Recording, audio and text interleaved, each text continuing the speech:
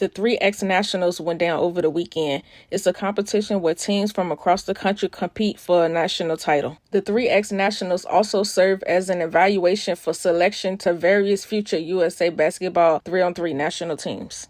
The 3X National consisted of 16 teams. Most of them were 4 players from college teams, and some of them were a mix of pro and college players. The 4 teams that made it to the semifinals were South Carolina 4-0, Chaos 4-0, Rise 4-0, and 3XAB, who was 3-1. We all knew that South Carolina was going to probably end up having to play a Milaysia team, and it happened in that semifinal. And I also knew that Malaysia's team was going to be a problem because they have the girl on their squad who is dubbed the 3-on-3 queen. All she do, her whole career is playing 3-on-3 basketball. And she's a grown woman. She turned 32 years old this year. Not only that, but this is Malaysia's game. She is better on the open floor. When she's shifty, she want to move the way she want to move. This is her type of game right here. I feel like if anything was to go wrong with her future as a pro, she would end up being a 3-on-3 queen. This type of game is just perfect for how Malaysia likes to play.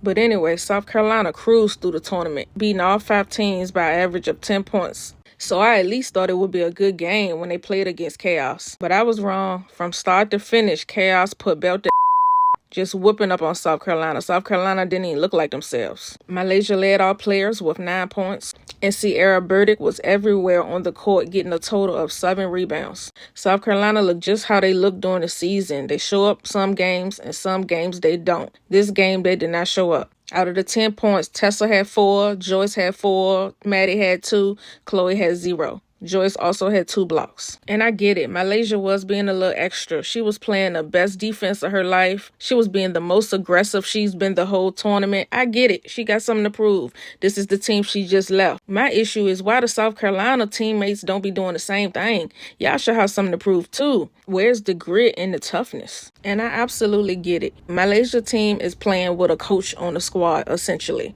The girl is a 32-year-old super vet to 3-on-3 basketball. She got the clipboard. She's drawing up plays. She's pretty much a coach. So they have an advantage there. And they also have a height advantage. They did a very good job of playing the mismatches well. And then they also have the wild card of Malaysia. This is her game. So they already had the upper hand. Anyway, they were supposed to win this whole thing. That's why it's kind of cool that they named themselves Chaos. I like that. But I just don't like that South Carolina lost so bad.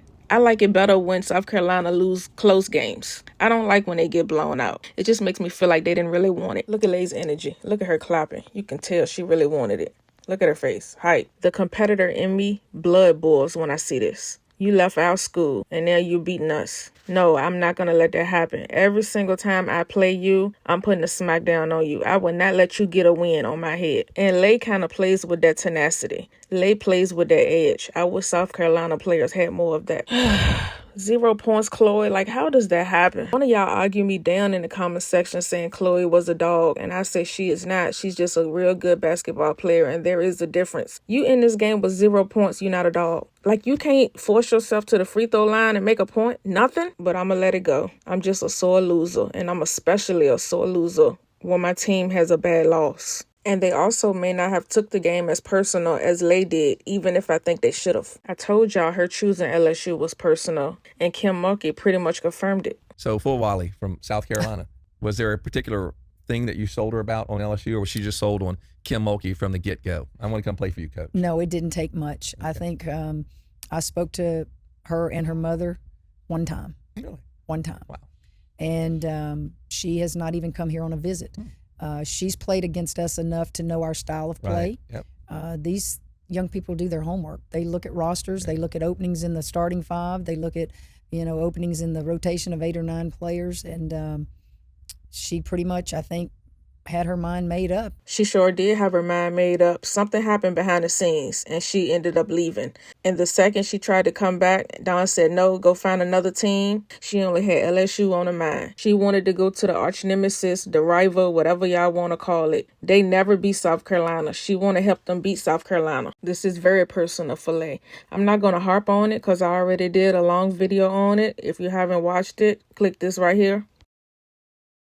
But yeah, this is personal for Lay, and I'm going to need this to start being personal for South Carolina too. You don't lose to the quote-unquote rival, and you don't lose to ex-players who joined the quote-unquote rival team, period.